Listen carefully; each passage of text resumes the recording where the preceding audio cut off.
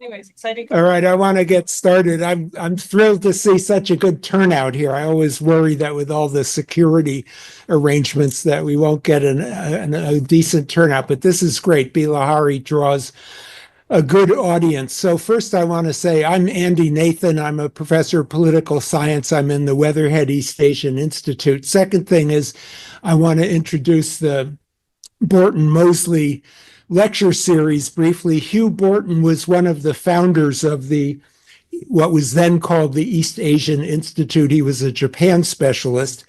Now we're called the Weatherhead East Asian Institute. He had a distinguished career studying Japan. He participated in the key decisions of the occupation after World War II in Japan about keeping the emperor in place, revising the constitution, and so on, and then came back to Columbia, helped to found the East Asian Institute and develop Japan studies at Columbia. And then when he retired from Columbia, he went and served as the president of Haverford College before retiring finally to a life as a farmer for a period of time.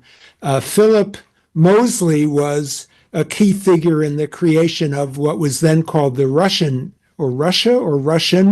Institute, with an N, which is now the Harriman Institute. He was the Adlai Stevenson Professor of International Relations at Columbia.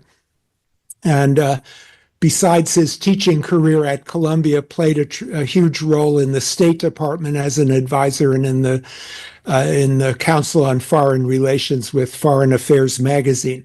The third thing I want to do is to introduce Alex Cooley, who's sitting here, who has long CV, many important books and important contributions. But the main thing to be said here is that he's a former director of the Harriman Institute, and he's a professor of political science at Barnard and the associate provost of what? Oh my damn, so many things. And a very important dude around the campus. And then, so now it's my great pleasure to introduce Bilahari Kausikan, an old, wonderful friend with a great sense of humor, among other things, and tremendous insight into international affairs. So Bilahari was at Columbia as a student in political science when? 77, 78 to 81. Man, so I was here then. But you never... And he went all the way up to starting his dissertation, and then the light bulb went on in his head, and he's like, what the hell am I doing here? And he went back to Singapore and served in Washington, D.C. in a junior position. So the reason he was never ambassador to the United States was that he'd already been to D.C. and realized he didn't want to go back there. But he served as the ambassador to Russia, where he told me it was a much easier job because they never told you anything in Russia. And he was Singapore's permanent representative to the United Nations. So New York was okay, DC not okay, but New York okay. And he ended his diplomatic career as permanent secretary of the Singapore Foreign Ministry, which is the smartest foreign ministry in the world. It's a small one, but the people are the smartest. And Bilahari promoted and cultivated the careers of a lot of those smart people in that ministry as the Perm Sec. And Singapore also has a smart foreign policy that he helped to shape. And then after retiring from the foreign ministry, he served as the chairperson of the Middle East Institute at the National University of Singapore. So when he travels, he often travels to the Middle East as well as to the United States and around Asia and in Europe and Antarctica and in the Arctic and Greenland. And he goes everywhere. And he publishes... He publishes a great deal. You'll see a lot of his articles in Foreign Affairs and in the Straits Times and everywhere else. So we're just so happy to have, and this happens to be a very good time to have somebody who's smart and understands the whole world. And so we're going to ask him to give some remarks, and then Alex and I will sit on either side of him and try to embarrass him. But we will fail in that endeavor. Welcome. Thank you.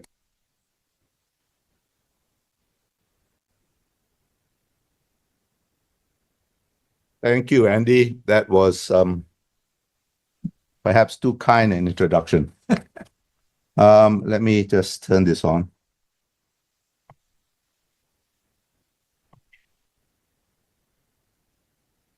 Many people have tried to embarrass me in my career, but they have found out that one of the qualities of being a diplomat, and particularly a Singapore diplomat, is to develop an extremely thick skin. So they have all failed. So let's see what happens tonight. Now, I've entitled my talk, The Cold War, Sino-Soviet Rivalry, and the Making and Possibly Unmaking of Southeast Asia.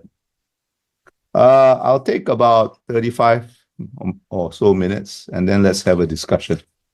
So let me get straight into it. And let me start with a story. In the late 1970s, thanks to the generosity of the American taxpayers, for which I will always be grateful, I arrived at Columbia University, resolved on pursuing a PhD on the foreign policy of the Soviet Union, the then Soviet Union. To supervise my studies, the university had assigned me to a very distinguished scholar. I don't remember whether we had our first meeting in what was then called the Russian Institute, but I do vividly remember that the meeting did not go well. He asked what aspect of Soviet foreign policy interested me, but hardly had I finished replying, the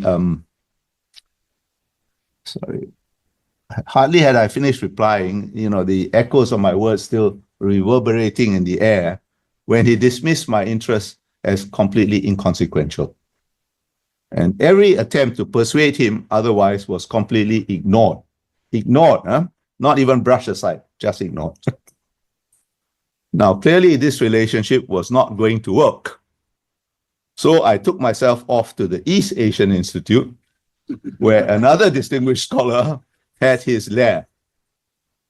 And he was the author of a book about the Japanese intervention in Siberia after the First World War that I remembered reading as an undergraduate at what was then the University of Singapore, now called the National University of Singapore.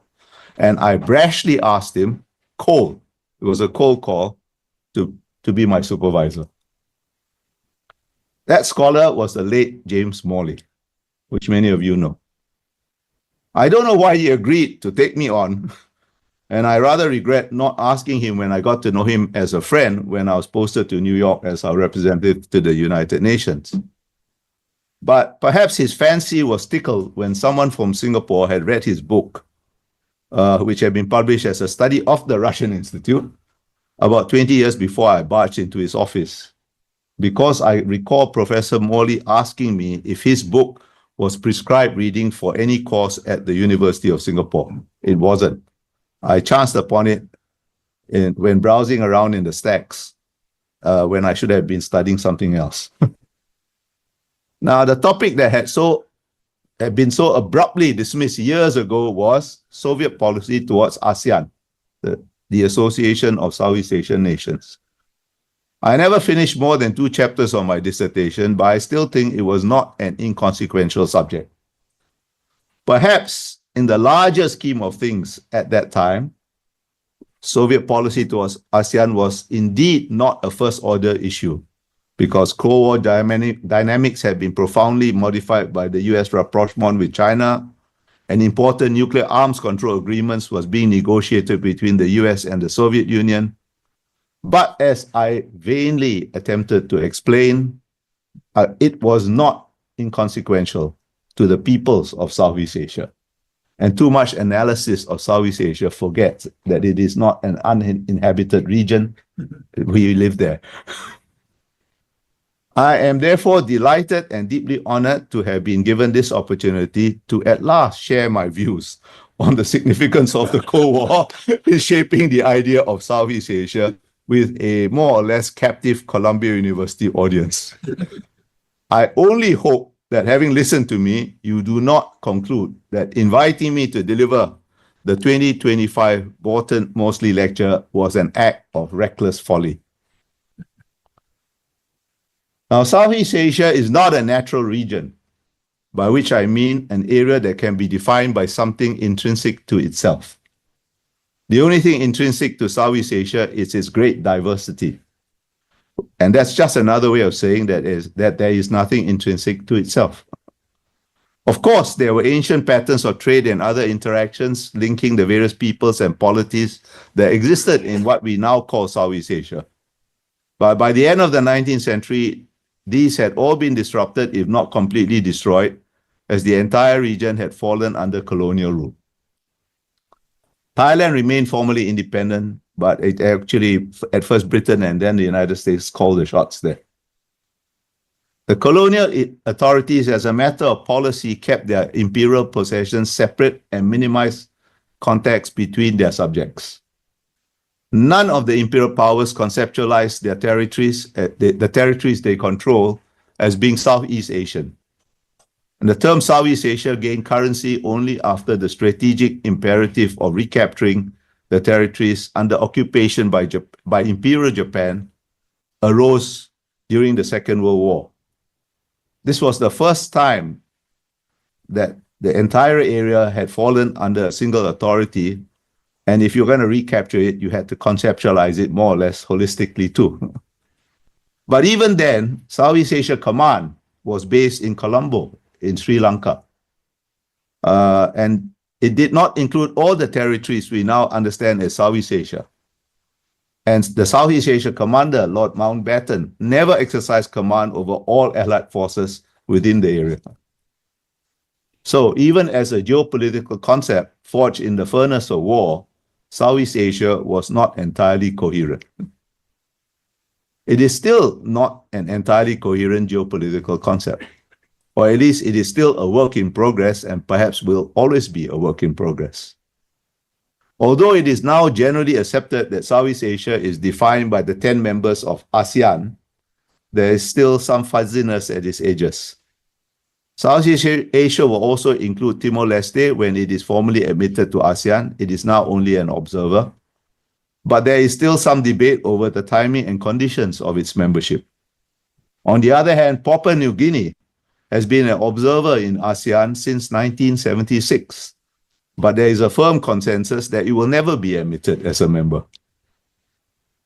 And as I will explain later, that there may be some reason to believe that membership of ASEAN, as that the importance of membership of ASEAN in the definition of Southeast Asia may not be the last word on what is Southeast Asia.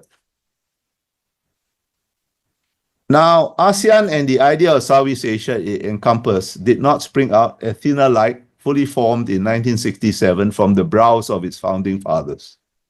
It emerged only after many hesitations and meanderings through the tangled and interrelated processes of post-war decolonization and the dynamics of Cold War rivalries between the US, the Soviet Union, and the People's Republic of China as they played out in that area, in our area. It's going to be very tiresome to you and to me for me to recount every step of the complicated and convoluted diplomatic maneuvers of the 1950s to the 1960s, whereby various not always compatible ideas of regionalism were floated, competed, and coexisted, influenced or displaced each other before ASEAN finally emerged. A sampling of the names of the various experiments will, however, give you a flavor. The Pacific Pact, the Asia-Pacific Council, the Ministerial Conference on Economic Development of Southeast Asia, the Southeast Asia Friendship and Economic Treaty, Mafalindo, the Association of Southeast Asia. There were a few more, but they're even more obscure. Some of these were initiated outside Southeast Asia and included countries from Northeast Asia and Taiwan, as well as Australia and New Zealand. None of these included all the countries we now consider Southeast Asian, and some of these experiments lasted well into the 1970s after ASEAN was formed. For at least a decade after 1967, it was not at all clear, both to its members and to external powers with interest in Southeast Asia, that ASEAN would not go the way of these earlier experiments. All these earlier experiments have long been forgotten. They are worth mentioning only to underscore that there was nothing inevitable about ASEAN's emergence. Its founding members were divided over some very fundamental issues. But what is most striking about the tortuous processes leading to ASEAN's formation and its fragile first decade is that the aspiration to regional organization of some sort may have on occasion faltered but never disappeared. Regionalism was always regarded as an important tool enabling weak countries of Southeast Asia, living amidst the rivalries of major powers, some measure of voice and agency. It's worth reminding ourselves that while the primary focus of the Cold War was in Europe, in Asia the Cold War was far from cold. It was hot in Korea and in Indochina, and that conflicts in Indochina continued through the 1980s, driven by Sino-Soviet rivalry, long after US-Soviet relations had stabilized in Europe. Now, buttressing the determination to preserve voice and agency was what has proven to be the most powerful force in Southeast Asia since the mid-20th century. That is nationalism.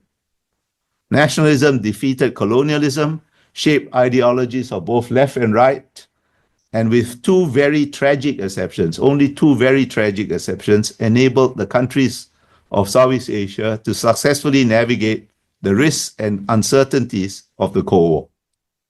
Trying to define your own region through regional organization was a way of asserting agency over your own destiny, rather than allowing the rivalries of external powers to shape your region and determine your future. The major powers, of course, had their own preferred notions of regional order, and since the 1950s deployed proxies to advance them. But no external power has ever been able to shape the Southeast Asian regional architecture entirely in accordance with their preferences. Even former American treaty allies, the Philippines and Thailand, had reservations about American ideas of what constituted a desirable regional architecture and sought maneuver space to pursue their own ideas. The Philippines, for example, used regionalism to stress its Asian identity, perhaps due to the anti-American streak in Filipino nationalism. Thailand too had its own ideas about regionalism, perhaps to obscure that it had been an ally of Imperial Japan during the Second World War, and only American intervention saved it from retribution from the returning European powers. Southeast Asia was and remains too complex and diverse a region to be captured whole. The preferred American concept of regional order, SEATO, Southeast Asia Treaty Organization, had only two Southeast Asian members, Thailand and the Philippines, and never took off. Britain, the principal US deputy, had more experience dealing with Southeast Asian realities and took a more eclectic approach, encouraging any regional experiment that showed any promise of promoting stability. After SEATO clearly failed, and in particular the war in Vietnam proved unwinnable and not worth the candle, the US too eventually came around to supporting ASEAN, albeit initially without any great enthusiasm. American attitudes towards ASEAN have never been without some degree of ambivalence across many different administrations.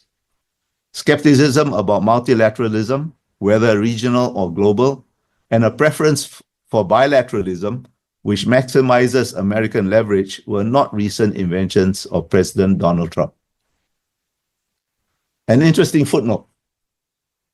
It was an American academic, Russell H. Fifield, of the University of Michigan, a specialist in US policy towards Southeast Asia, who in a 1963 publication for the Council on Foreign Relations, 4 years before ASEAN was formed, realized that any tight NATO-like organization would never attract sufficient regional support, and proposed instead a looser structure, which he suggested should be called, guess what? The Association of Southeast Asian Nations. At their first meeting in 1967, the ASEAN foreign ministers acknowledged Fifield's contribution.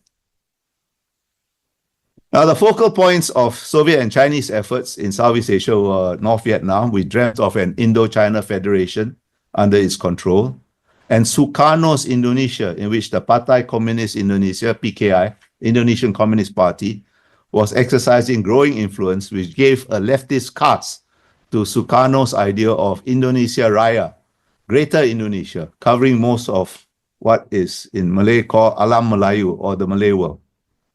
Moscow and Beijing competed for influence in both North Vietnam and Indonesia. The Soviet Union was generous in providing military supplies to both North Vietnam and Sukarno's Indonesia. Mao's China has had less material resources to offer, but we now know that more than 400,000 volunteers in inverted commas, from the People's Liberation Army and related organizations served in Indochina. There were perhaps only 5,000 or 6,000 Soviet advisors. But both the Soviet Union and China were ultimately disappointed. The PKI moved towards Beijing, and after its victory over the South, Hanoi turned to the Soviet Union. Cold War dynamics were, of course, not the only consideration for Southeast Asian advocates of regionalism. I had earlier mentioned that Southeast Asia can only be characterized by its diversity. But these are not ordinary diversities or ordinary differences of, say, the level of economic development or political structure. The key diversities are primordial differences of race, of language, and of religion. And these define core identities. Nationalisms infused with race, language, and religion, nationalisms, the plural is crucial, divided the newly independent countries of Southeast Asia as much as their nationalisms provided a common desire to maintain autonomy amidst Cold War competition. Race, language, and religion are closely correlated in Southeast Asia and are still central to the domestic politics of the countries of the region as well as to intra-regional dynamics. It makes for a complex and confusing mosaic of motivations and sensitivities, all the more so in the 1950s and 1960s, when nationalisms were still young and tender, quick to take offense. Now, time and the accumulated experience of working together has taken some of the rawness of the tensions that inevitably arise when core identities rub up against each other. But the identities themselves and hence the potential for conflict will never disappear. They lurk not very far beneath the surface of diplomatic polities and need constant management. And this prescribes what was and remains ASEAN's primary function, the management of relationships among its members in a region where stability or even civility in relationships cannot be taken for granted. Or to put it more colloquially or more vividly, we are not a happy band of brothers singing in perfect harmony. If we were indeed a happy band of brothers singing in harmony, there would be no need for ASEAN. Now, each of these two broad considerations, dealing with Cold War competition and managing intra-regional relationships, eventually came to be seen as the necessary condition for achieving the other. Stabilizing regional relationships would minimize opportunities for major powers to exploit intra-regional divisions and compromise the autonomy of all. After ASEAN was formed, the Indonesians had a slogan that captured the essential idea. National resilience enhances regional resilience, and regional resilience enhances national resilience. Autonomy was the one value that all Southeast Asian nationalists, regardless of their other differences, could all agree on.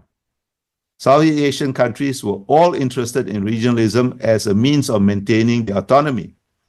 But at the same time, their competing nationalisms, different ideas of regionalism, and their different strategies to put their ideas into practice ultimately sunk all the early experiments at regionalism, whose names I read out at the beginning. You might call this the paradox of diversity. Diversity makes regionalism simultaneously more necessary and more difficult to achieve. There was often not even agreement on which countries should be included in the different early proposals. However, by the mid-1960s, these broad factors, Cold War dynamics and mutually suspicious nationalisms, had coalesced into two interrelated problems. How to deal with the largest country in Southeast Asia, Indonesia, and how to deal with the smallest country in Southeast Asia, Singapore. Both in their own ways were outliers and aroused suspicions. Singapore is a majority ethnic Chinese country in a region where ethnic Chinese are a not always welcomed minority. In 1965, Singapore had been forced to leave Malaysia because of the suspicions of the Malay political leaders that we wanted to replace their idea of a Malaysia based on Ketuanan Melayu, Malay dominance, although I think it's better translated as Malay overlordship, with a Malaysia based on multiracial equality, which was Singapore's idea. Racial and ideological fears melded to concerns that newly independent Singapore would become a stalking horse for China. An anxiety that was stoked by the fact that Singapore's merger with Malaya to form Malaysia was strongly opposed by the China-supported Malayan Communist Party, or MCP. And merger had entailed close-run political battles between the PAP, which is still Singapore's ruling party, and China's United Front proxies. In 1965, when we had independence thrust upon us, the Malayan Communist Party underground was still active in Singapore and continued to be active through the 1970s. That decade is usually remembered as a period of fast growth for Singapore. But MCP bombs went off in Singapore as late as 1974, and it was a much more volatile period than generally thought. China and the Soviet Union had both denounced Malaysia as a neo-imperialist plot designed to perpetuate Western sway over Southeast Asia. Sukarno's Indonesia echoed Beijing and Moscow. The Philippines also criticized the proposed incorporation of North Borneo, over which it had claims it's now the East Malaysian state of Sabah, into Malaysia. In 1963, Sukarno launched confrontation, a tactic he had used successfully against Dutch New Guinea, to, as he put it, ganyang, meaning crush Malaysia. Confrontasi was an undeclared war fought from 1963 to 1966 against Malaysia, and after Singapore left Malaysia in 1965, against us as well. Sukarno's removal from power after the PKI's failed China-supported coup that same year, 1965, opened the way to wind down confrontasi. Suharto's new order, Suharto was Sukarno's successor. It's a bit confusing for you who don't know Indonesia well because the names are very similar. Suharto, Sukarno. Remember that. Whereas Suharto's new order was still strongly committed to the kind of entitled nationalism that had been among the primary causes of confrontasi. That phrase I just used, entitled nationalism, is that of a very distinguished scholar of Southeast Asia, George McTernan Cahen, who used it when writing contemporaneously about confrontasi. And it refers to the belief in Indonesia that because of its size and because it had gained independence through revolution rather than granted it peacefully like Malaya, Indonesia was entitled to determine the shape of the regional order and lead Southeast Asia. Although a man of the right rather than the left, Suharto was no less a nationalist than Sukarno. He was no less committed to a free active bebas dan active foreign policy and had no less strong a belief in Indonesia's right to lead. But Suharto's new order chose to pursue Indonesia's leadership ambitions through focusing its nationalism on economic development rather than living dangerously, which is what Suharto claimed to be doing. Now, ASEAN succeeded primarily due to the difference between Suharto's Indonesia and Sukarno's Indonesia. But regardless of who ruled in Jakarta, due to the vast imbalance of size between Indonesia and the rest of Southeast Asia, Indonesia is bigger than all other Southeast Asian countries combined. Indonesia poses and will always pose a problem analogous to that faced by Europe after Bismarck united various German-speaking polities in 1871 to form Germany, a potential source of instability in the heart of a region. In Europe, it took 2 world wars and a Cold War to find an equilibrium. Southeast Asia was wiser, or perhaps we were just luckier. A confluence of events from the mid-1960s created a window that made ASEAN viable as a solution to the problems of Indonesia and Singapore. And that solution was to envelop both of us in an idea of Southeast Asia characterized by embracing the reality of diverse, even competing nationalisms, rather than struggling to overcome them. And this generated, too, the political will among its members to hold ASEAN together in its fragile first decade. Now, what was those events, that confluence of events?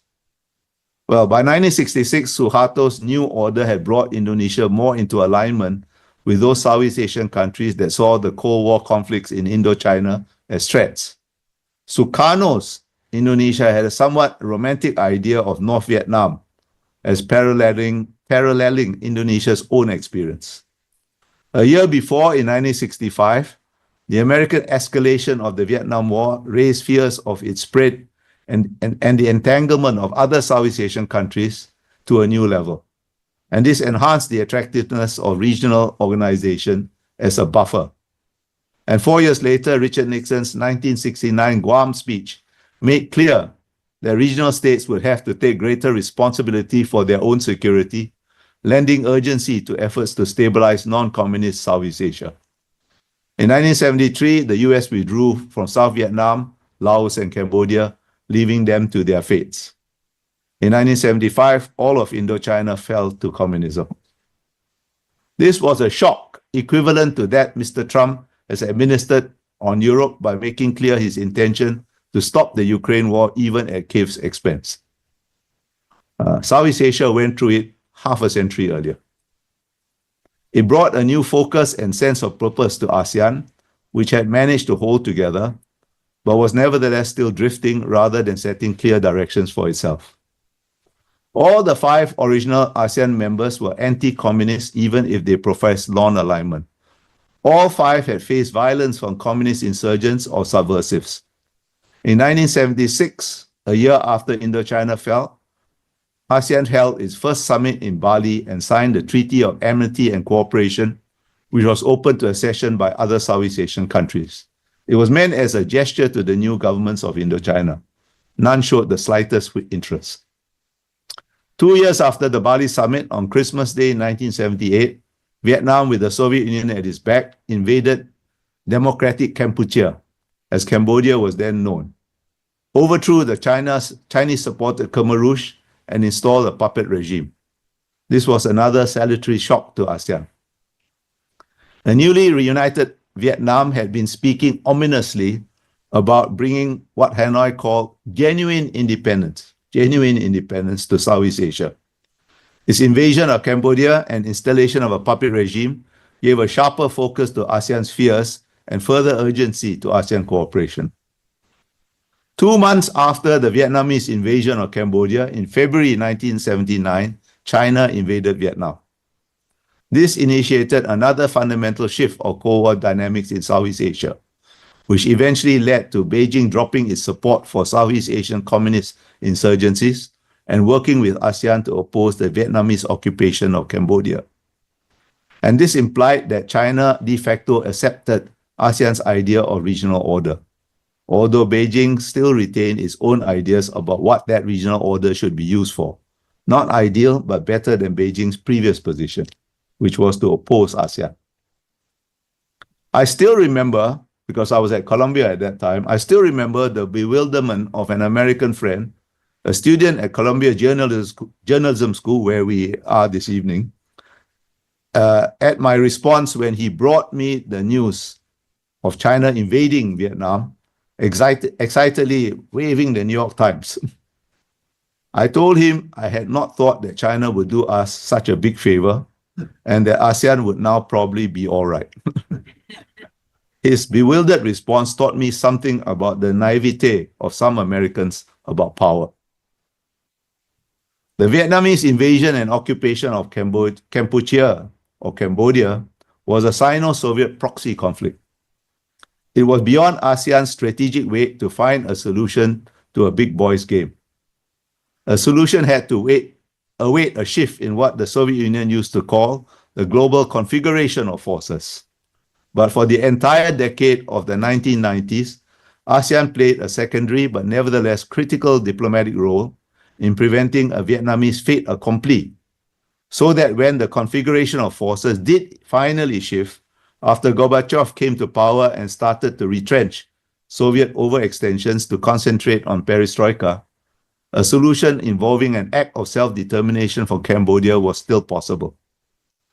Only months after the Second Paris Conference on Cambodia in October 1991 finalized a peace agreement that led to the withdrawal of Vietnamese troops and UN-supervised elections in Cambodia, the Soviet Union imploded and the Cold War was over.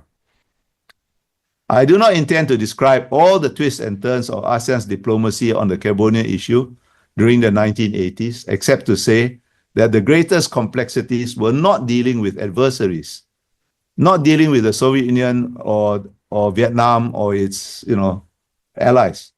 The greatest complexities were managing intra-ASEAN differences. But I cannot overemphasize how crucial that decade was in ASEAN's evolution. Holding together despite numerous and sometimes bitter tactical disagreements, standing our ground not just against adversaries, but also against China, the US, and Europe, who are all ostensibly on our side, but sometimes acted otherwise. I can tell you stories during question time about what Americans did. And more often than not, prevailing or forcing these much stronger countries to compromise gave ASEAN confidence in its own agency. Success won ASEAN international respect and made ASEAN's partners take it seriously. Apart from Japan and Australia, other partners have been polite rather than deeply engaged in their dealings with ASEAN prior to ASEAN showing what it could do when pressed. An entire generation of ASEAN diplomats, myself included, learned our trade during that decade. Ladies and gentlemen, I've taken quite some time, perhaps too long, sketching the history of the evolution of ASEAN and the idea of Southeast Asia. I did so because I am convinced that it is impossible to understand contemporary Southeast Asia and its ability to cope with a new iteration of great power rivalries without the historical background. Too much superficial and just plain wrong assessments are made because the region's history is forgotten or ignored, including by too many Southeast Asians themselves.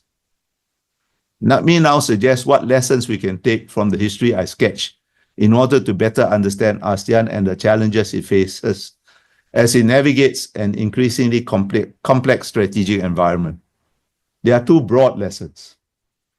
First, given the tensions and suspicions between different variants of Southeast Asian nationalisms, it took the strong and sustained external stimulus of the Cold War and Sino-Soviet rivalry to foster regional cooperation. That it was obviously to everyone's advantage to cooperate was not enough. If the Cold War and Sino-Soviet rivalry had not turned violent in Southeast Asia, in other words, it was kinetic conflict, not just Cold War, I doubt ASEAN would have been formed, or if formed, would have survived and prospered. And even then, it took regime change in Indonesia to align all our fears in the same direction. Competition being an inherent characteristic of relations between sovereign states and human nature being what it is, organizing against something is almost always easier than organizing for something. Although they viewed attempts to contain communism in Southeast Asia with various degrees of skepticism, the original 5 ASEAN members all opposed communism. Singapore, for example, did not think the US would succeed in Vietnam, but was nevertheless grateful and encouraged it to persevere, to try, because it bought time for us and other non-communists to put our own houses in order. So it was not an entirely wasted effort. Moscow and Beijing's criticisms of ASEAN as a disguised SEATO were not entirely unwarranted. In spirit, if not always in action, ASEAN was a product of the Cold War. This raises a very fundamental, potentially existential question. If you are, however loosely, a Cold War organization, what do you do when the Cold War is over? The obvious answer is to do what you claim was your purpose all along: economic cooperation. The Bangkok Declaration, ASEAN's founding document, said nothing about political or security matters, these being deemed too sensitive. It focused instead on economic, cultural, and other non-controversial forms of cooperation, almost everything under the sun, except what had really brought ASEAN together, leading Mr. S. Rajaratnam, Singapore's first foreign minister, to once quip, and I quote, It was a very difficult problem of trying to say nothing in about 10 pages, which we did. Some half-hearted attempts at cooperating on industrial projects and establishing a preferential trade arrangement were made during the 1970s and 1980s. They did not amount to very much. The economies of most ASEAN members were as much or more competitive than complementary, or at least their leaders and officials believed them to be so. This is still largely the case. Although Mr. Trump's imposition of very high levels of tariffs on several ASEAN members ought to incentivize greater economic cooperation among ASEAN members, and we can expect rhetorical calls to accelerate, broaden, and deepen economic cooperation as a response to the tariffs. In fact, they have already started. Mr. Trump's tariffs are, at least in the short to medium term, in my judgment, more likely to deepen the competitive dynamic as states rush to try and gain exemptions in the context of a softening world economy. The difficulties of economic cooperation again illustrates that it's easier to organize against something rather than for something, even when the benefits of the latter are clear. Post-Cold War globalization nevertheless offered opportunities, and ASEAN has set ever more ambitious goals for reducing barriers to goods, services, capital, and skilled labor in order to make Southeast Asia a single market and a single production base. There has been some progress. ASEAN likes to speak of itself as a market of 700 million and the world's fifth largest economy. The reality, however, is that Southeast Asia is still 10 separate economies and is likely to remain so for the foreseeable future. Growth in Southeast Asia is almost all due to national policies and national efforts. ASEAN's contribution is mainly indirect, providing the stability that makes growth possible. There is usually a problem when trying to assess regional economic cooperation of deciding whether the glass is half empty or half full. But what is for sure in ASEAN's case is that the filling the glass has been fitful and slow. ASEAN has been much better at formulating plans than implementing them. There is always a large performative element in ASEAN's plans. Now, this is not due to any particular perverseness on the part of its members. I have to say that since I was one of the officials. Opening markets or linking markets is always politically difficult, even when the benefits and the necessity of doing so are clear. But there are two factors that made it more than usually difficult in post-Cold War Southeast Asia. The first factor is that the post-Cold War expansion of membership to include Cambodia, Myanmar, Laos, and Vietnam. That's the first factor. While expansion was desirable or at any rate inevitable and is now irreversible, it has enhanced what I earlier called the paradox of diversity, and not just in economics. It is obviously easier for 5 or 6 countries to reach consensus than 10, but that is not the real issue. The 5 original members had different strategic outlooks and hence different calculations of national interest, which sometimes involved issues that were of crucial importance to the countries concerned. But they nevertheless were usually able to reconcile their interests to reach consensus. The real problem is that expansion was undertaken almost casually, without sufficient preparation or even sufficient thought about how the new members were to be socialized into ASEAN mores. The only consideration was how to deal with the lower level of economic development of the new members. But that was seen largely as a technical issue and was in any case not the core of the problem of expansion. The 5 original members and Brunei after it joined understood very clearly that once ASEAN was formed, calculations of national interest had to contain some element of the regional interest. The regional interest is not always the main or most important element in the calculus of interest. In many, or if not most matters, the regional interest is not a first-order consideration because ASEAN is an interstate organization with very limited supranational ambitions and national considerations always come first. But the understanding was that there must always be some element of the regional interest in national calculations. And that understanding is weak in all new members except Vietnam. It remains weak even though expansion of membership occurred more than 20 years ago. The second factor, which accentuates the impact of the first factor, is that the domestic politics of all 10 ASEAN members have become more pluralist and hence complicated as they developed economically. It pleases some observers to call this democratization. I prefer to call it the pluralization of politics, but I'm not going to quarrel about semantics. It is a fact that Western democracies have not been very effective at decision-making because of the range of interests and opinions that have to be accommodated.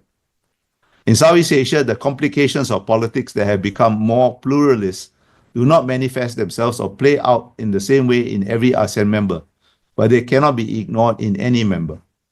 This has not only made reaching internal consensus more difficult, but it has also privileged short-term political imperatives over long-term calculations.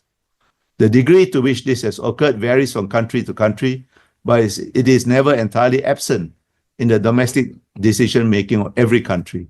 It has made taking hard decisions harder. When ASEAN was able to act decisively, the internal politics of none of its members could be described as democratic, as the term is understood in the West, or in my preferred terminology, they were all far less pluralist than today. Some held fair elections or reasonably fair elections, but all were in some degree what the West would call authoritarian. Again, if it pleases anyone to use that term, I'm not going to quibble with them, nor am I advocating a return to the past. That is neither desirable nor possible. But it cannot be denied that authoritarian systems, because the range of interests and opinions they have to accommodate is narrower, they are better placed to take hard decisions and pursue them over the long term. However, it is also a fact that this is an advantage only if the decision was the correct one in the first place. You know the old Chinese saying, a journey of 1,000 li begins with a single step. It has to be a single step in the right direction. ASEAN was lucky that its early leaders made the right decisions. That is less evident today. It is not only that subsequent leaders were all less intellectually capable. That's not true, although undoubtedly some were not the brightest bulbs. They had other talents, ruthlessness and cunning perhaps, that brought them to power. But whether intelligent or otherwise, their decisions had to be based on different considerations than earlier generations of leaders because their political environments have become more complicated. This is a new reality that cannot be avoided, but consensus decision-making cannot be abandoned.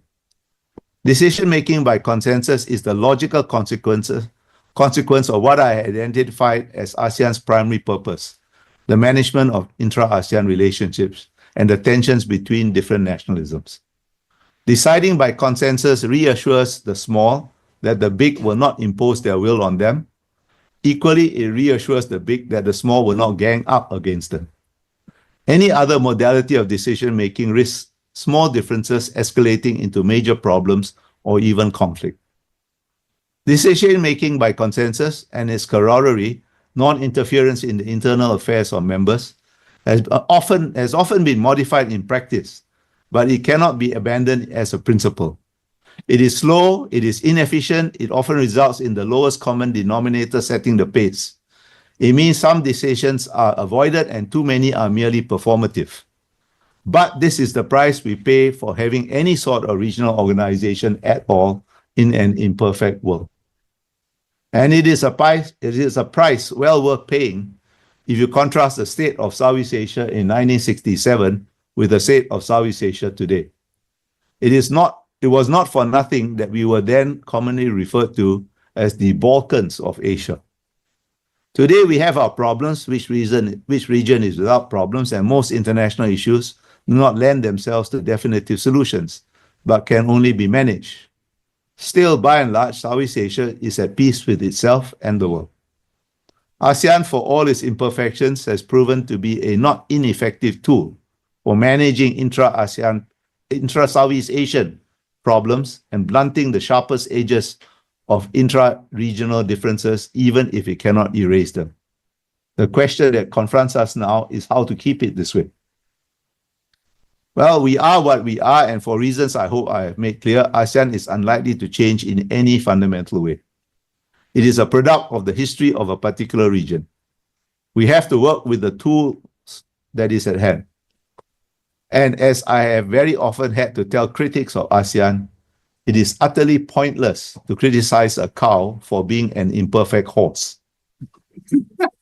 And that is what many criticisms of ASEAN amount to. The new realities I just outlined make an external spur to sustain cooperation and even more crucial than before, because post-Cold War dynamics accentuate what I call the diversity dilemma. US-China strategic competition has replaced US-Soviet rivalry, and what Moscow and Beijing call a partnership without limits has replaced Sino-Soviet rivalry. But neither can provide the kind of external stimulus towards cohesion that ASEAN needs, because neither is regarded as the kind of threat that US-Soviet or Sino-Soviet rivalry posed during a different era. No one can today credibly entertain the hope or fear that communism will triumph in Southeast Asia. That's over. Maoist China was clearly a threat to the original 5 ASEAN members and Brunei. It was regarded with great suspicion by Burma, or Myanmar as it's now called. Attitudes towards post-Mao China are no longer as clear-cut. Repeated surveys of Southeast Asian opinion have shown that while China's influence is acknowledged, it is also deeply mistrusted.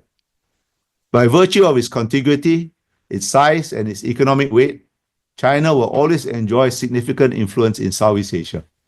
It is a geopolitical fact and an extremely important economic partner that we must somehow deal with, and we prefer to deal with it by positive engagement. But for precisely the same reasons, contiguity, size, and economic weight, as well as its aggressive behavior in the South China Sea and towards Taiwan, China also arouses anxieties about engagement compromising our autonomy. China's influence tends to be more emphasized because it is more visible, but the anxieties it arouses are as real.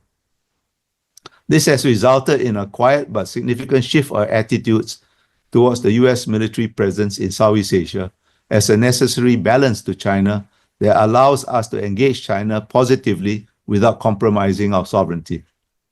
There have also always been concerns about American behavior, of course, and doubts about US reliability have been endemic in Southeast Asia for half a century, ever since the Nixon Doctrine and the withdrawal from Vietnam. The Nixon Doctrine and the abandonment of South Vietnam, Laos, and Cambodia have not been forgotten in Southeast Asia, even as countries improve defense ties with the US and its allies.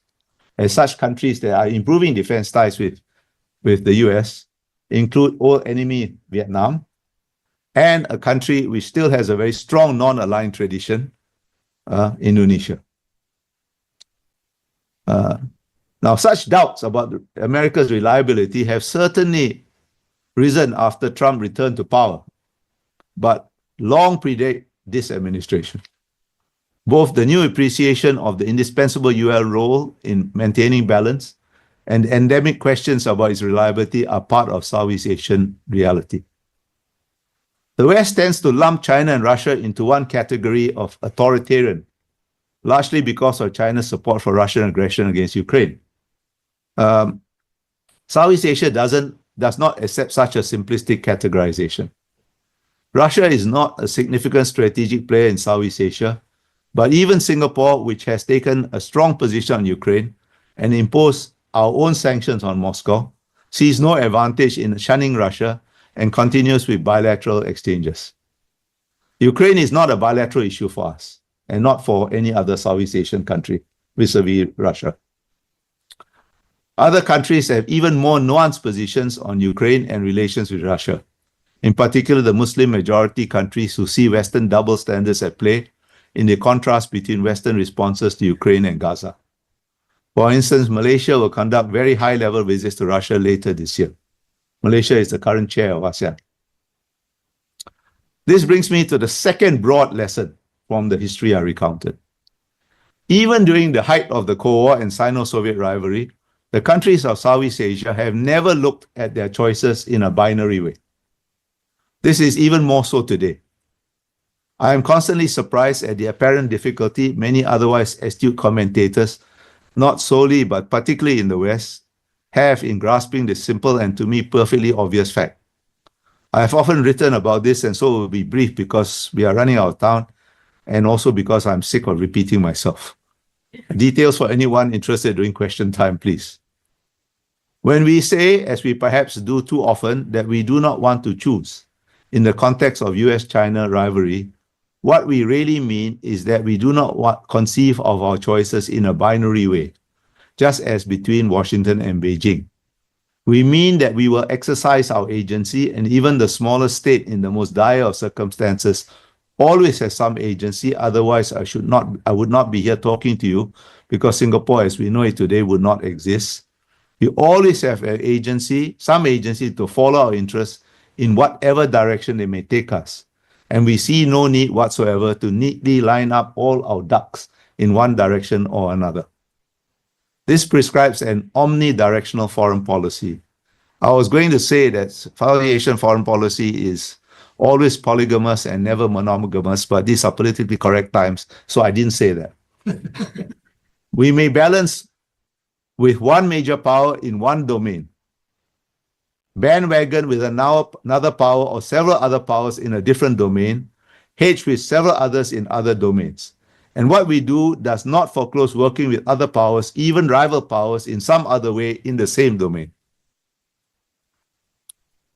For example, all the ASEAN countries, the main ones anyway, conduct defense exercises, which are increasing in sophistication and size with the US and its allies. But they also conduct defense exercises of a lower level of sophistication with China, and even just before the invasion of Ukraine, the first ever naval exercise with Russia. Balancing, hedging, and bandwagoning are distinct strategies only in international relations theory, which is one of the reasons why I quit the PhD. In practice, Southeast Asian countries see no difficulty in doing all simultaneously. To paraphrase the great American novelist F. Scott Fitzgerald, who in this respect is a better guide to Southeast Asian statecraft than many a political scientist or historian, we have no difficulty functioning while holding two or more contradictory ideas in our heads. This is how we usually function. As a strategic crossroads between two crucial oceans through which pass vital sea lines of communication, Southeast Asia is a naturally multipolar region in that almost always throughout its history, there have been several powers contending for influence. Southeast Asia statecraft has been honed over centuries of having to live and survive in such an environment. I do not claim that we always function very well, but this is in principle what we try to do when advancing or protecting our interests. And the key word here, which I've used throughout this talk, is agency. You are never entirely without it, although whether you have the wit to recognize opportunities to exercise agency in any set of circumstances, and even if you recognize the opportunities, whether you have the courage and capability to seize them are, of course, different matters. But agency is always there. Efforts to exercise agency may not always succeed, or not succeed to the extent we may hope. But our history teaches us that not trying to use whatever agency you possess is always disastrous. I earlier mentioned that with two very tragic exceptions, nationalism helped countries in Southeast Asia successfully navigate the risks of the Cold War. The two exceptions are Royalist Laos and Prince Sihanouk's Cambodia. To avoid getting entangled in the Vietnam War, who can blame them? But anyway, to avoid getting entangled, they first adopted a neutrality of a rather passive kind, laying low, offending no one, and hoping to be left alone. When this did not work, neutrality is not something you can unilaterally adopt, but has to be respected by others. And during the Vietnam War, nobody respected anybody's neutrality. They sought protection from the US. In both cases, they surrendered what agency they had to external parties, with the sad results we know. The Pathet Lao were not as murderous as the Khmer Rouge, but bad enough. To think that concerns about the US will automatically rebound to China's advantage, as too many commentators predict, is condescending nonsense. A particularly insulting variant is that China's economic weight and growing trade, investments, and aid, not to mention what I shall delicately refer to as informal transfers, will align Southeast Asia with China. It assumes that we are all so stupid as not to know our own interests, or all so venal as to sell them for a mess of pottage. Straight line projections from economic relations to political influence are always simplistic, and I have had occasion to remind Chinese friends that even the very corrupt can be nationalists. The will to exercise agency stands for nationalism, which I had earlier identified as the most powerful force in modern Southeast Asia. The two countries where nationalism is strongest are Indonesia and Vietnam. These are also the largest countries in Southeast Asia. Without control of Indonesia and Vietnam, no external power can capture Southeast Asia. This is not to say there are no risks. Maintaining an omnidirectional foreign policy requires not just agility, but more crucially, the ability to make clinical, indeed cold-blooded and ruthless assessments of interests, regional as well as national interests. This ability is being degraded by the more complex domestic politics of key ASEAN members. The ASEAN position on Myanmar exemplifies this unfortunate trend. When the coup occurred in February 2021, ASEAN leaders quickly met and adopted a 5-point consensus that in essence outlined the steps they expected that the State Administration Council, or SAC, as the regime set up by the Tatmadaw, the Myanmar military, called itself, they set out their expectations, what they needed to do in order to return the country to normalcy. The coup leader, Senior General Min Aung Hlaing, was present but did not object. It was correct for ASEAN leaders to have set out their expectations of acceptable behavior by a member. The fact that the ASEAN had done nothing when the Thai military staged a coup in 2014 was passed over in discreet silence. Thailand is a much more important member of ASEAN than Myanmar, and double standards are unavoidable in diplomacy, and the Thai king had ex post facto offered a fig leaf of approval to the coup. Never mind that this was constitutionally beyond his authority. But it was unrealistic, totally unrealistic, for ASEAN to expect the Tatmadaw to, for instance, enter into political dialogue with its opponents and refrain from using force against them as required by the 5 points. Well, if the Tatmadaw was the kind of organization that was prepared to do such things, such nice things, it would not have staged a coup in the first place. Senior General Min Aung Hlaing's lack of objection was not consent. The 5 points were aspirational and performative, a posture rather than a policy. Now, posturing is a perfectly legitimate diplomatic tactic.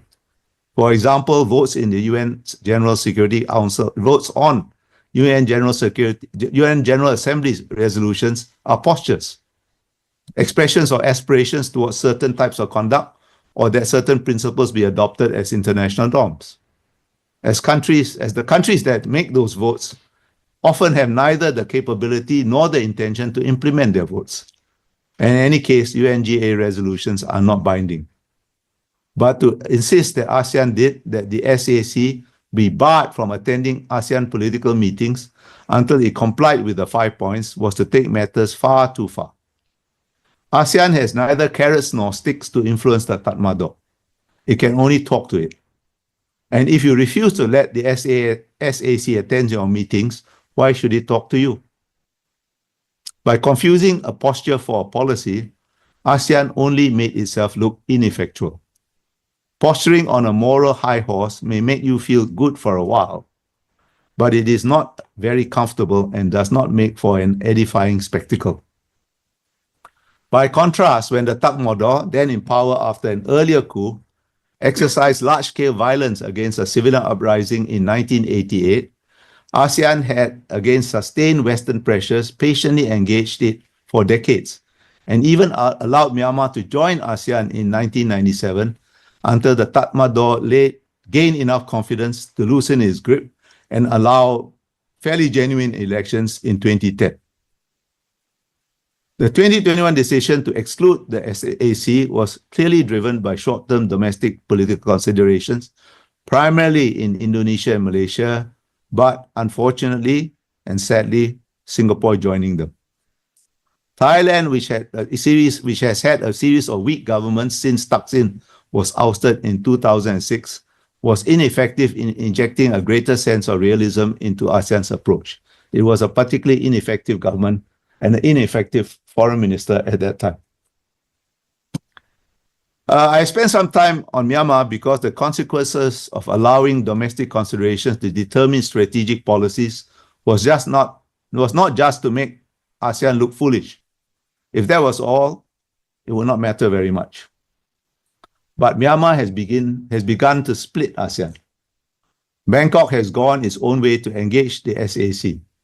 This was entirely predictable because Thailand, with a 2,400-kilometer border with Myanmar, and perhaps up to 2 million or more Myanmar refugees and illegal immigrants, cannot afford to posture indefinitely.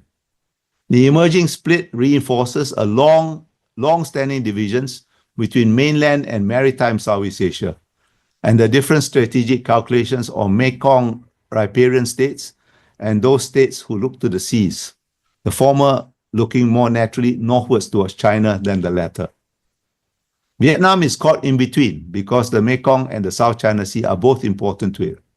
But Laos and Cambodia, who are never comfortable with the hardline ASEAN position on Myanmar, will drift in Thailand's direction. Unless ASEAN finds a face-saving way to get off its Myanmar high horse in good time, the split between mainland and maritime Southeast Asia will widen.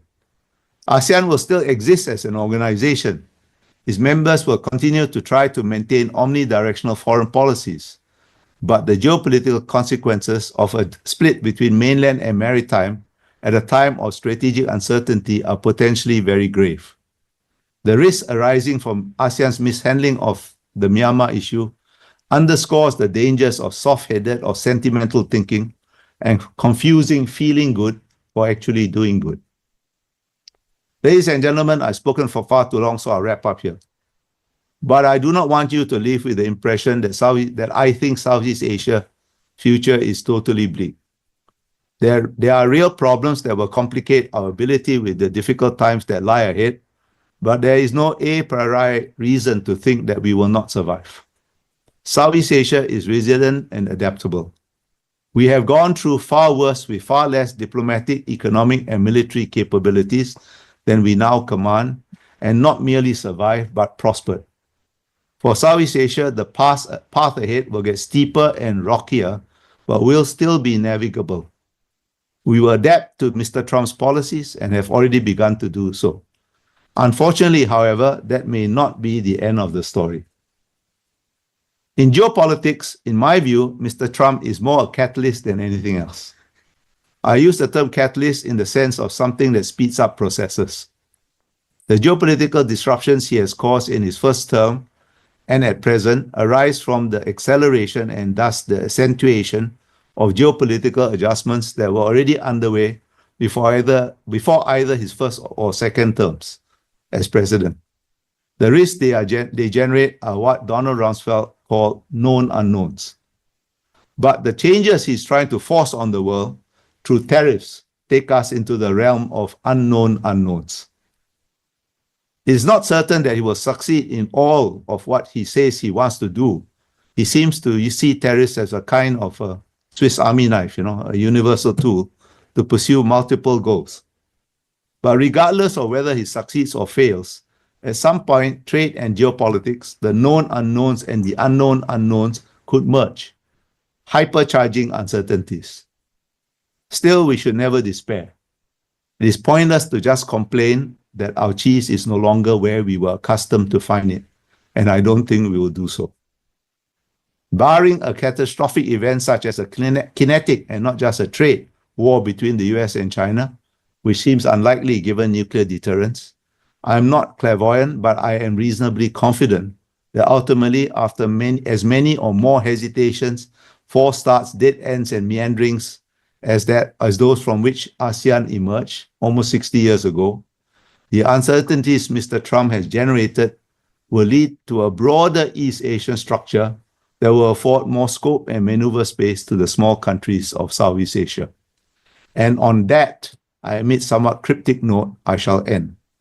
I'm happy to take your questions, but not before reminding you that the only official title I now hold is that of pensioner.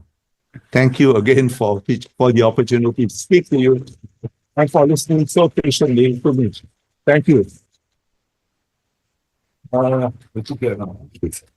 Me in the middle. Underneath and So you can exercise your agency. This is oh yeah. Put up your mic there. Yeah. everyone. It is a true pleasure to be hosting this event along with Weatherhead, and I think part of the purpose of this annual lecture series is really to get into the history of what regional institutions do. They are these Cold War institutions, these legacies. We study the artificiality of regions, but also all the geopolitics and the history that informed the making of a region. And so I think today's lecture really encapsulated, I think, the spirit and tradition of the series. I couldn't help, Ambassador, but be struck by some Pensioner, not ambassador. No more, no more. We're writing that degree. Okay. Sir. But we have an organization formed for geopolitical reasons, right? In response to conflicts that endured tensions as a result of expansion, right? And also whose internal politics, right, was very different in the later stages than it was in the formative stages, right? And all of these factors you put out there as possibly eroding some of its coherence. And I think you end on this optimistic note about multipolarism and agency within all of this uncertainty, chaos, Trumpism, rivalry, and so forth. But what if this is a 1989 moment as opposed to a continuation of multipolarity moment?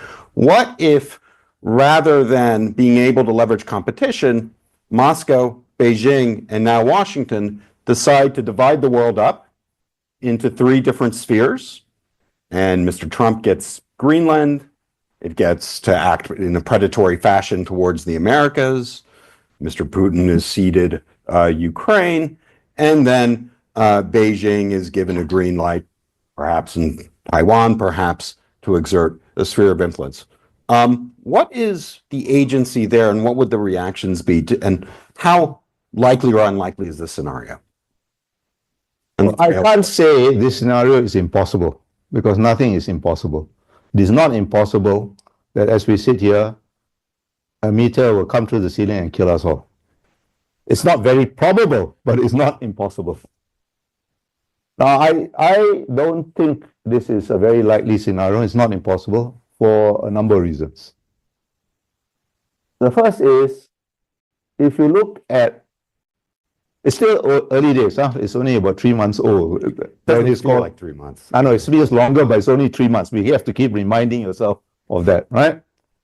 But what he has done in these 3 months, you mentioned some of them, trying to force a settlement, I won't call it peace, or a pause in fighting in Ukraine, even at Ukraine's expense, trying to get to monopolize the strategic minerals that are in Greenland, in Ukraine, in Canada, trying to bring manufacturing back to the United States. Whether he succeeds or not, and I think at best he will only partially succeed in all these things, they can be read, they can be interpreted as preparing for a long-term strategic competition with China. Right? That's not the only possible interpretation, I grant you, but it is an alternative interpretation to your interpretation. We shall just have to see. But there's another factor. As a personality factor, and that's much more subjective, and it's much more hard to assess. Mr. Trump believes he is the greatest deal maker in the history of the universe. That's clear. And he loves to make deals, but I think he loves to win even more. And a division of the world, as you suggest, would be a clear loss for the United States because Asia is the most fast, is still, and I think will still be, despite Mr. Trump's best efforts, one of the fastest growing regions of the world for the foreseeable future. So why should he give it up? If he does give it up, he will be seen to be a loser and one that was bamboozled by China. I don't think he wants that. But anyway, I reserve my judgment. And I don't think everything he says about China so far tells me or can be interpreted as preparing for some long-term competition and striking a deal. But I think it will be primarily an economic deal, a trade deal. And even that, it will be within fairly narrow boundaries. I don't see him giving up. We talked about this a bit at Andy. I don't see him giving up the restrictions on the transfer of certain kinds of technologies to China, because that's an American competitive advantage. The Chinese have made great strides, that is true, and they'll probably make greater strides. But the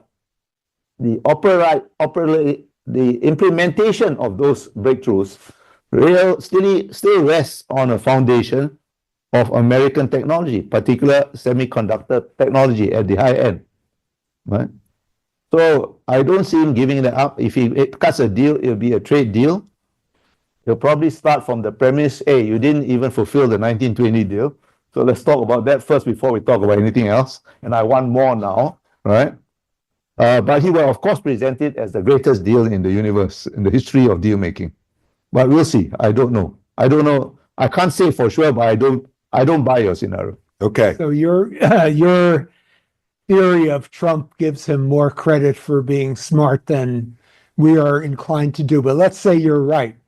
Would you say then that he is objectively weakening the American hand in this long-term strategic competition by destroying, you say that allies are always suspicious of each other. That's true, but never like now. The allies are rationally suspicious. American economic power is declining, and on and on and on. So is there a risk that the United States, while preparing for strategic competition and weakening, by the way, our scientific base and our best universities, damn it, All right. right? Don't you think let's put it this way, I don't want to be too polemical. Are the people in Southeast Asia concerned that the United States will lose its capacity to serve as a counterbalance to China in the region? Okay, that's a very good question. Thank you, sir. I think people are thinking about it, and I think if you ask different people, you'll get different answers. I'll give you my answer. When I came to Colombia years ago, that was the first time I ever set foot in the United States of America. And the summer of 1977-78 was not the best. New York in the summer of 1977-1978 was not the best introduction to America. And the Upper West Side and Morningside was not the best introduction to Manhattan either. Right? I think all of you who are, maybe the young people in this room don't know what I'm talking about, but you certainly do, Andy, you, Tom, and I'm sure you do, right? But here we are. Rejuvenation is not a Chinese monopoly. If you look at Times Square then, and you look at Times Square now, it's almost prissy. Right? Now, that's my point. The two things I learned about the United States at Columbia University, which I retain to this day, and I'm very grateful for the opportunity to learn them, are first of all, a taste for bourbon.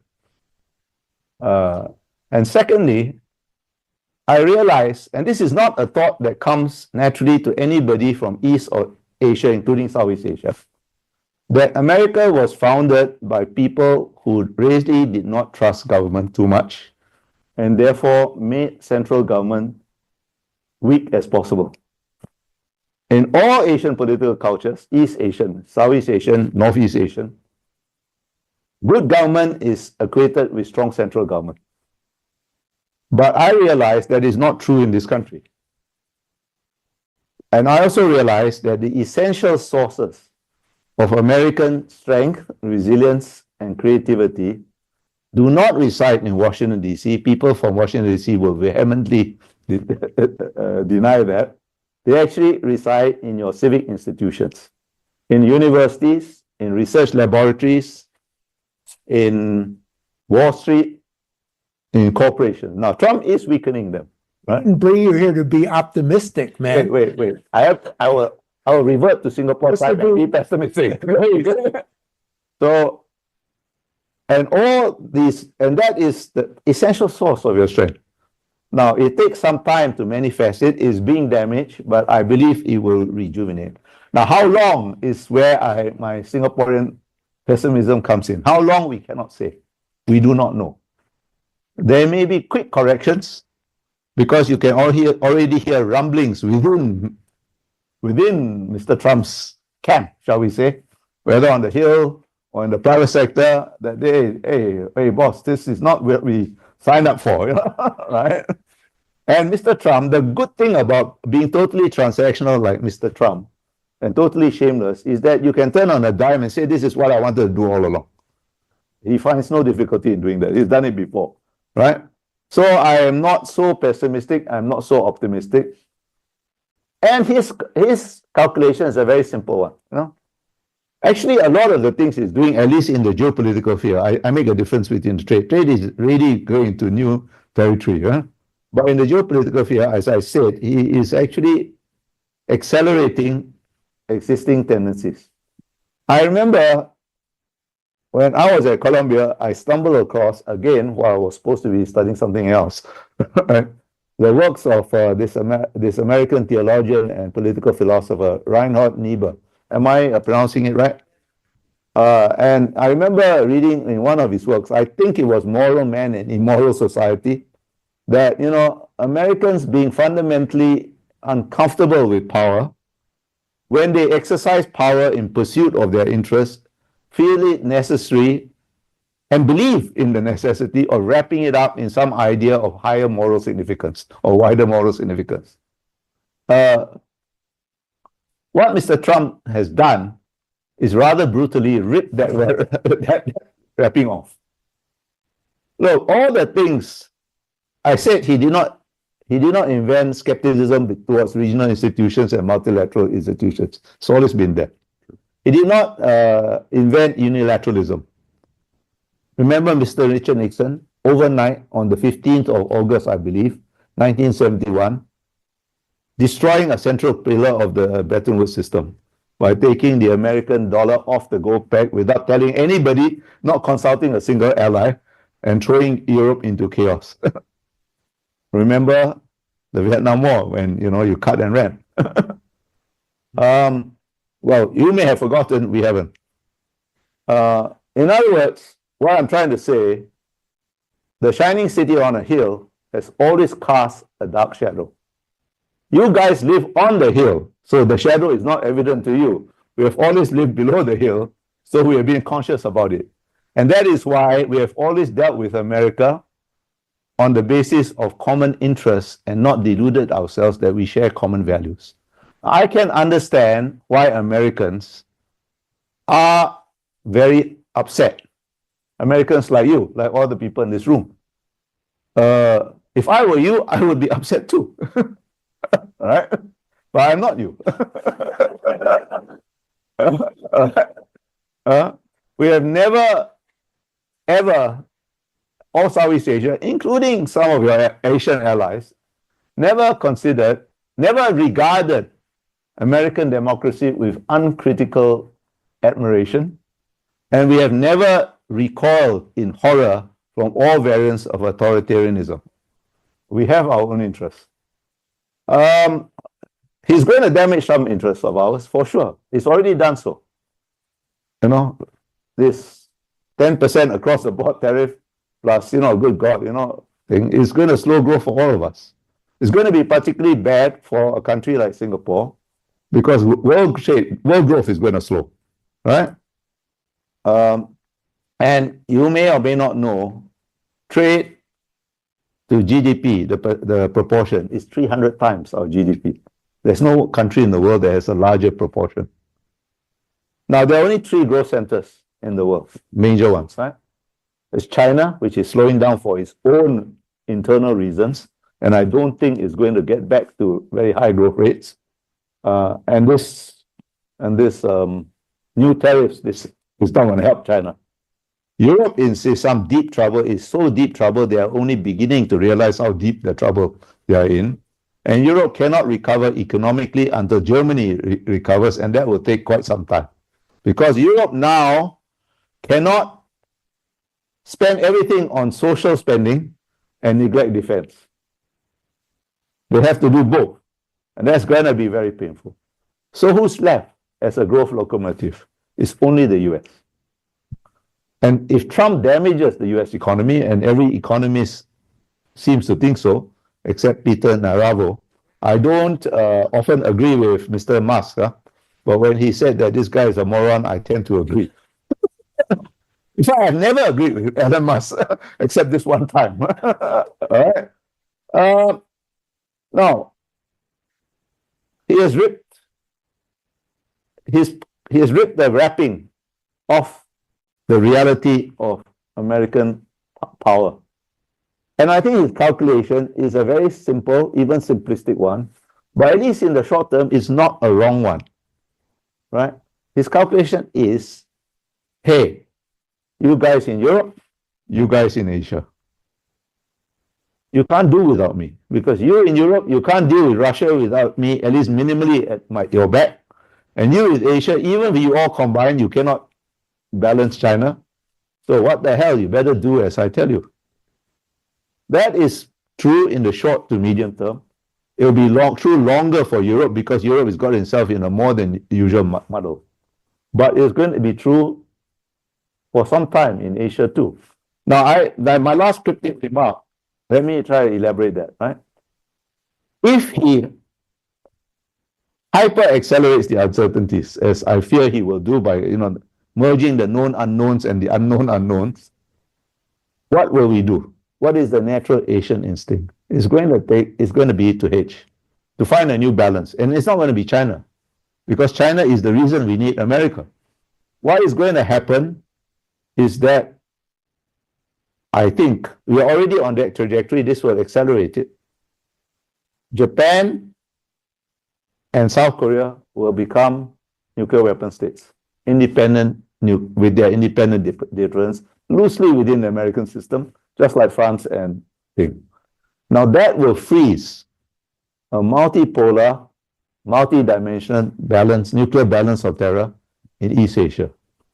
Now the road from where we are to there is going to be a very fraught and rocky one. But once we get there, I think it will be stabilizing. In any case, it will prevent any kind of Chinese hierarchy. So, and that kind of multipolar thing is good for small countries in Southeast Asia, because it creates maneuver space. There are 2 nightmare scenarios for us, for small countries. One is, of course, if the US and China go to war, then you have no room to exercise the agency. No. The other is, of course, if they agree on every damn thing, then you also have no room to exercise agency. So some measure of tension and some measure of the multipolarity that I think is going to the almost inevitable result of the uncertainties Mr. Trump is creating is good for us. We'll just have to get from here to there. And that's the hard part. Well, we're really out of time, right, Alex? Yeah, we've dismally failed in the one function we had, Andy. So I think we have to... My fault. Don't blame me. Yeah. Everybody does. We have to leave it there. So thank you very much.